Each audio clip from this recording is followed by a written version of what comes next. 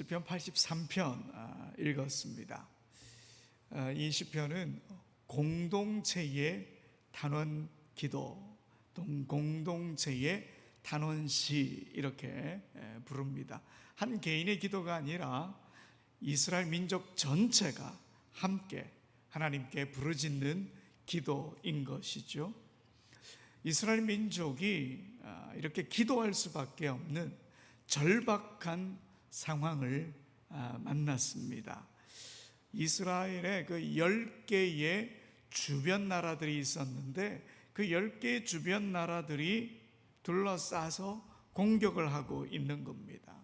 이 사면초가의 위기 앞에서 하나님께 간절히 기도하는 내용이 오늘 시편 83편의 내용입니다.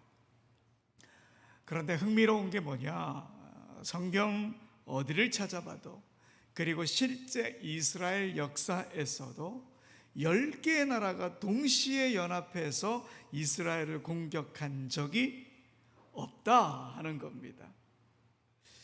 그렇다면 여러분, 어떤 나라들이 연합해서 공격했다고 이 시인이 기록하고 있는지 한번 볼까요? 6절부터 8절까지 우리 한번 읽어봅시다. 곧 에돔의 장막과 이스마엘인과 모압과 하갈인이며 그발과 암몬과 아말렉이며 블레셋과 두로 사람이요 아수르도 그들과 연합하여 롯 자손의 도움이 되었나이다. 셀라. 자, 여기 10개 나라들이 나옵니다. 에돔, 이스마엘, 모압, 하갈, 그발, 암몬, 아말렉, 블레셋, 두로, 아수르, 이렇게 10개 나라들이 나와요. 그런데 이 나라들 대부분이 이스라엘의 뿌리와도 깊은 연관이 있는 민족입니다. 여러분, 에돔은 누구의 후손이죠? 에서. 야곱의 형이었던 에서의 후손입니다. 그럼 모압과 암몬은요? 아브라함의 조카였던 롯의 후손입니다. 이스마엘과 하갈. 이스마엘은 아브라함의 또 다른 아들이고 하갈도 아브라함의 또 다른 아내의 이름이죠. 이들도 후손입니다. 그리고 그발은 누구와 관련이 있느냐면 에돔과 관련이 있습니다. 에돔의 산악지대인 오늘날 페트라 지역에 먼저 살았던 그 사람들이 바로 그발 사람들입니다. 또 아말렉은 출애굽 이후부터 계속해서 이스라엘과 끊임없이 적대적인 관계를 가졌던 민족입니다. 출애굽한 이스라엘을 제일 먼저 공격한 민족이 바로 아말렉 민족이거든요. 그리고 블레셋은 어떻습니까? 다윗 시대까지 이스라엘과 군사적으로 계속 충돌했던 그런 대표적인 민족이죠. 두로는 상업적으로 얽혀있는 그런 도시 국가였습니다. 아수르는 당시 고대의 초강대국 중에 하나였고 북이스라엘이 아수르에게 멸망당한 그런 나라이죠. 시인은 지금 과거 이스라엘을 힘들게 했던 모든 적대 세력들이 마치 연합군처럼 한꺼번에 덮쳐오는 그런 상황을 상상하면서 완전한 위기의 상태에 몰려있다, 이걸 말하고 있습니다. 근데 이건 뭐 단순한 사실 묘사라기보다 상징적인 표현이다, 이렇게 볼 수가 있겠죠. 성경에서 10이라고 하는 숫자, 10이라고 하는 숫자, 가득 찼다, 꽉 찼다, 완전하다, 뭐 이런 의미를 지니고 있거든요. 그래서 10계명, 또 애굽에 내린 10가지 재앙, 이런 것도 같은 의미로 볼 수가 있습니다. 그러니 10나라가 연합해서 이스라엘을 쳐들어왔다, 이 말은 이스라엘이 완전한 위기에 빠져 있다, 사면초가의 상황을 맞았다, 이런 의미로 해석할 수가 있습니다. 그리고 이 10나라의 연합을 이야기한 것은 이스라엘이 주변 다른 나라 어디로도 도움을 받을 수 없다, 이 말이기도 하죠. 이스라엘을 애워싸고 있던 모든 나라들이 공격해 오고 있으니까 어디다 손을 내밀겠습니까? 외교적으로, 군사적으로. 그 어디에도 외부의 도움을 받을 수 없는 그런 절박한 상황이라고 하는 것이죠. 그래서 시인은 이 절박한 상황 가운데서 오직 하나님께만 기도합니다. 하나님만이 도우실 수 있습니다, 이렇게 고백하며 기도하고 있는 것이죠. 그런데 여러분, 오늘 시인이 어떤 근거로 하나님께 기도하느냐? 이 시인은 현재의 위기 앞에서 과거의 하나님의 역사하심에 대한 이야기를 꺼내고 있습니다. 9절부터 12절까지 11절까지의 내용을 보면 이스라엘 백성이 사사시대에 하나님의 도움으로 구원받았던 그 역사들을 떠올리며 노래하고 기도하고 있습니다. 여러분, 9절부터 11절까지도 함께 읽어봅시다. 시작. 주는 미디안인에게 행하신 것 같이 기손 시내에서 시스라와 야빈에게 행하신 것 같이 그들에게도 행하소서. 그들은 엔돌에서 배망하여 땅의 거름이 되었나이다. 그들의 귀인들이 오렙과 스앱 같게 하시며 그들의 모든 고관들은 세바와 살문나와 같게 하소서. 아멘. 여러분, 여기에 기록된 모든 인물들은 모두 사사기에 등장하는 인물들입니다. 9절에 보면 가나안 왕 시스라 그리고 그의 장수인 야빈이 언급되어 있습니다. 이들은 사사기 4장 5장에 기록되어 있는 사사 드보라와 관련이 있습니다. 사사 드보라와 바락 장군 그리고 지혜로운 여인 야엘에 의해서 이 시스라와 야빈이 최후를 맞게 되죠. 이 모든 일 하나님의 구원의 은총이었다 하는 것입니다. 그리고 11절에 보면 오렙, 스앱, 세바, 살문나 이런 인물들은 사사기 6장부터 8장에 등장하는 사사 기드온의 이야기에 등장합니다. 기드온과 관련이 있는 인물들이죠. 기드온이 하나님의 도우심으로 명령만으로 300명만 가지고 미디안을 물리치지 않았습니까? 이 내용과 관련이 있는 인물들입니다. 그런데 여러분, 여기서 숱하게 많은 과거의 신앙의 선조들이 있을 텐데 왜 하필 사사기에 등장하는 이들 드보라, 바락, 기드온을 이렇게 기억해냈을까? 솔직히 그들은 전쟁의 영웅이라기보다 원래 연약한 자들이었습니다. 여러분, 드보라는 여인이지 않습니까? 여성이 제대로 대접받지 못하던 그 시대에 사사가 된 인물입니다. 그리고 바락은 두려움에 사로잡혀 가지고 혼자 전쟁터에 나갈 수 없다는 거예요. 그래서 누구와 같이 나가면 나가겠다고요? 드보라가 같이 가면 나도 전쟁에 나가겠습니다. 장수가 그렇게 두려움이 많은 장수였어요. 연약했다는 거죠. 여러분, 기드온은 어떻습니까? 기드온은 더더욱 연약한 자였습니다. 겉보였죠. 미디안에게 들키지 않으려고 타작을 하는데 제대로 타작을 하지 않죠. 포도주 틀에서 타작을 하지요. 또 하나님의 부르심 앞에서 자기는 정말 미약한 사람이다 계속 주저하면서 끝내는 하나님을 시험하죠. 어떻게 시험합니까? 증거를 보여달라 그러면서 양털에 이슬이 있느냐, 양털에 이슬이 없느냐 그러면서 계속 하나님을 시험하면서 자기에게 맡겨진 일들을 선뜻 하지 못하는 겁 많은 연약한 사람이었던 겁니다. 그럼에도 불구하고 그런 사람들 하나님께서 사용하셨습니다. 여러분, 그들이 승리할 수 있었던 이유는 단 하나입니다. 하나님께서 그들과 함께 하셨기 때문입니다. 하나님이 능력을 주셨고 하나님이 싸우셨고 하나님이 구원을 베풀어 주셨습니다. 이 능력의 비밀은 사람에게 있는 것이 아니고 하나님께 있는 것을 이 시인이 알고 지금 이걸 노래하고 있는 거예요. 그래서 시인은 지금 이 위기의 순간에도 우리가 연약하지만 과거의 연약한 이들을 사용하셔서 승리하신 그 하나님께서 오늘 우리와도 함께 하실 것이다, 그 믿음을 갖고 지금 기도하고 있는 겁니다. 여러분, 이렇게 과거를 기억하는 믿음, 과거에 하나님께서 우리에게 베푸신 그 은혜를 기억하는 그 믿음, 여러분, 그게 바로 공동체를 살리는 힘입니다. 여러분, 우리나라 초창기에 일어났던 많은 평양 대부흥과 같은 그 이야기들을 아직도 기억하고 있지 않습니까? 그 기억들 때문에 한국교회가 지금 버텨내고 있는 것도 맞는 말이죠. 그리고 숱하게 많은 한국의 어려움 속에서도 대한민국이 버텨낼 수 있는 것도 과거의 그 일들 때문에 버텨내고 있는 것입니다. 그럼 여러분, 이스라엘이 어떻게 조상들의 역사를 이렇게 잘 기억하고 있을까? 기록으로 남겼기 때문입니다. 사실 우리의 기억은요, 왜곡될 소지가 많습니다. 우리에게 유리한 기억을 오래 기억할까요? 불리한 기억을 오래 기억할까요?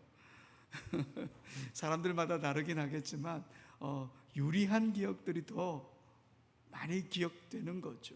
그래서 기억은 왜곡될 수가 있습니다. 하지만 이스라엘은 역사를 기록했습니다. 성경으로 남겼습니다. 그러니 오늘 우리가 읽으면서 또 이스라엘도 읽으면서 과거의 은혜를 기억하게 된 것이지요. 그리고 이스라엘은 하나님의 이 구원 이야기를 입에서 입으로 계속 전승했습니다. 그래도 몇백 년이 지났지만 자녀 세대들이 기억하고 있는 겁니다. 여러분, 대단한 믿음이지 않습니까? 그래서 저는 우리 교육자들에게 늘 이런 말을 합니다. 교회 학교에서 다른 거 가르치려고 하지 말고 성경 이야기만 많이 들려줘라.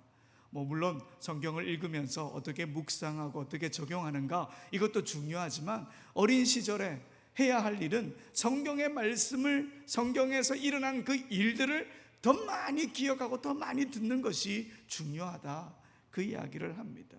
그리고 나중에 크게 되면 그 이야기를 기억하게 될 것이고 그 이야기를 가지고 삶으로 적용하게 되는 것이죠. 그래서 우리 교육자들에게 성경 이야기를 많이 들려줘라, 그렇게 말하기도 합니다. 하나님께서 어떻게 역사하셨는지, 어떤 상황에서도 어떻게 구원하셨는지 우리의 믿음의 자녀들이 듣고 배우게 되면 훗날 인생의 위기 속에서도 그 하나님을 기억하고 하나님의 이름을 부르며 구원의 순간을 맞게 될 것입니다. 저는 이런 소망도 하나 갖고 있습니다. 우리가 몇 년 뒤가 되면 우리 교회가 120주년이 되지 않습니까? 지금까지 우리 교회를 지켜주신 하나님의 그 구원의 이야기를 영상으로 남겨보는 것은 어떨까? 다큐멘터리처럼 이렇게 딱 만들어 보는 건 어떨까? 우리가 100주년 때는 책을 펴내어서 책으로 우리가 기억을 해냈다면 120주년은 영상으로 남겨서 기억해 보는 건 어떨까 하는 생각이 있습니다. 지금은 영상의 시대지 않습니까? 어르신들의 헌신했던 이야기들, 또 간증 이야기, 믿음 이야기, 이걸 영상으로 남긴다면 그 기억이 지금 사는 우리의 자녀들에게 큰 힘이 될 것입니다. 기획도 잘 해야 되겠고 재정도 많이 들겠지만 그런 기억을 남기는 것이 지금 우리의 신앙에도 도움이 되겠지만 미래의 우리 자녀 세대들에게도 큰 힘이 될 거니까요. 우리가 한번 힘을 내보도록 합시다. 이제 시편 83편 후반부로 가보면 이 시편은 더 강한 표현으로 하나님께 간구합니다. 오늘 읽었던 13절부터 15절까지 보면 시인은 하나님을 폭풍처럼 일하시는 하나님, 이렇게 묘사하고 있습니다. 바람처럼, 불꽃처럼, 폭풍처럼 하나님께서 대적들을 산산조각 내시고 지푸라기처럼 흩어지게 해 주십시오, 이렇게 간구하고 있죠. 여러분, 이건요 복수를 위한 기도가 아닙니다. 하나님만이 심판하실 수 있다는 믿음의 간구이고요, 하나님의 공의가 온전히 회복되길 바라는 그런 절절한 요청인 거죠. 그런데 여러분, 여기서 더 놀라운 고백은 16절입니다. 우리 16절을 한 번 더 읽어봅시다. 16절 시작. 여호와여, 그들의 얼굴에 수치가 가득하게 하사 그들이 주의 이름을 찾게 하소서. 아멘. 자, 그들이 악한 10개의 나라들이 어떻게 하라고? 주의 이름을 찾게 해달라고 그렇게 기도하고 있어요. 여러분, 정말 놀랍지 않습니까? 단지 원수의 멸망을 바라는 것이 아니라 그들조차도 결국 하나님의 이름을 부를 수 있도록 하나님의 이름을 찾게 되길 간절히 바라면서 기도하고 있다 하는 것입니다. 시편 83편에는요 이름이라고 하는 단어가 3번 등장을 합니다. 9절에 보면 이스라엘이라고 하는 이름을 세상에서 지워버리겠다고 연합군이 말하죠. 또 16절에 방금 읽었던 데는 오히려 그 원수들이 주님의 이름을 찾게 해달라 이렇게 기도합니다. 그리고 마지막 절 18절에도 보면 여호와라 이름하신 주만 온 세계의 지존자로 알게 해달라 그렇게 선포하며 이 시편을 마무리하고 있습니다. 이렇게 시인은 이름, 특별히 하나님의 이름만이 높아지기를 간절히 바라면서 모든 민족들이 하나님의 이름 앞에 엎드리기를 간절히 소망하면서 이렇게 기도하고 있습니다. 여러분, 그대로부터 이 이름이라고 하는 것은 정체성을 뜻하기도 합니다. 이방 나라들은 하나님의 이름을 절대로 찾거나 부르지 않습니다. 그들의 신을 부릅니다. 그런데 결국 그들이 하나님의 이름을 찾게 해달라고 하는 것은 온 세상이 하나님이 주권자인 것을 깨닫도록 해주십시오. 여호와 하나님의 정체가 뭐냐? 하나님만이 위대하신 하나님이시고 이 땅을 주관하시는 분이시다라고 하는 것을 깨닫게 해주십시오. 바로 이런 고백인 것이지요. 여러분, 고대에 우리 하나님의 이름은 여호와라고 하는 이름이었죠. 야훼라고도 하죠. 이 뜻은 스스로 존재하시는 분이다. 하나님께서 모든 것을 주관하신다는 거예요. 스스로 존재하기 때문에. 그런데 신약에 와서 그 구원의 이름이 예수 그리스도로 나타납니다. 예수는 구원이라고 하는 의미를 가지고 있죠. 그래서 예수님의 이름을 부를 때 우리는 구원을 경험하게 됩니다. 오늘 시인은 악인들이 하나님의 백성의 이름인 이스라엘을 없애려 했지만 오히려 그 악인들이 하나님의 이름을 부를 날이 찾아올 것을 소망하고 있습니다. 우리도 이 땅에서 모든 이들이 예수 그리스도 그 구원의 이름을 부르는 그 날을 사모하며 기도하며 살아가야 한다는 것입니다. 그런 면에서 보면 우리는 참 얼마나 감사한 사람들인가 하는 생각이 듭니다. 지금 이 순간에도 우리는 마음껏 하나님의 이름을 부를 수 있습니다. 오늘도 계속 예수님의 이름을 부르지 않았습니까? 앞에 찬양할 때 설교 제목이 이름 딱 들어가니까 우리의 찬양 인도자가 하나님의 이름만, 예수님의 이름만 열심히 찬양했는데 우리는 마음껏 이렇게 하나님의 이름, 예수님의 이름을 부를 수 있다는 것이 우리에게 은혜이고 감사인 겁니다. 여러분, 우리가 그 이름을 부를 때 위로가 임합니다. 그 이름을 부를 때 치유가 임하고 그 이름을 부를 때 구원이 임하는 거죠. 그러니 우리는 더 큰 소리로 주님의 이름을 부릅시다. 더 뜨거운 마음으로 주님의 이름을 찬양합시다. 주의 이름만이 지존하시고 주의 이름 안에만 소망이 있다, 이걸 고백하며 살아가기를 소망합니다. 독일의 작가면서 철학자인 에른스트 블로흐가 이런 말을 했습니다. 인간은 끊임없이 희망을 품는 존재다. 심지어 어떤 말까지 했느냐면요, 빵보다 희망을 먹고 사는 존재다. 우리 인간을 향해 그런 이야기를 했습니다. 그래서 그를 희망의 철학자다 이렇게 부르기도 합니다. 저는 이 말에 전적으로 동의합니다. 특별히 신앙인은, 그리스도인은 더 희망의 존재가 되어야 합니다. 우리가 극심한 위기와 혼란 속에서도 두려움을 이길 수 있는 용기, 상황이 바뀌지 않아도 견딜 수 있는 인내, 그 힘은 하나님을 향한 희망에서, 하나님을 향한 소망에서 나오는 거예요. 그 이름을 기억하고 그 이름을 부르는 믿음, 그 믿음에서 나오는 거예요. 이렇게 희망의 이름이신 예수 그리스도를 우리가 다 힘껏 부르게 되길 소망합니다.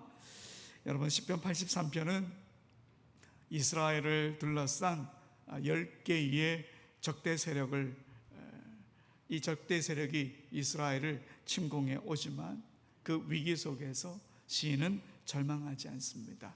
왜냐하면 과거에 은혜를 베푸셨던 하나님, 연약한 자에게 은혜를 베푸셨던 하나님, 그 하나님이 지금도 살아계셔서 이스라엘과 함께한다는 그 믿음을 갖고 있었기 때문입니다. 사랑하는 여러분, 우리도 지금 이 믿음을 갖고 나아갑시다. 성경 속에서 역사하신 하나님, 우리 신앙의 선조와 함께 하신 하나님, 또 내 삶의 과거를 인도하신 그 하나님께서 다시 희망을 우리에게 허락해 주십니다. 그 하나님만을 바라보며 그 예수 그리스도의 이름을 더욱더 간절히 부르며 더 뜨겁게 부르며 주님을 향해 날마다 한 걸음씩 나아가는 우리 모두가 되길 간절히 소원합니다. 이 시간 주님의 이름을 부르면서 찬양하며 나갑니다. 예수 이름 부르세 고백합시다.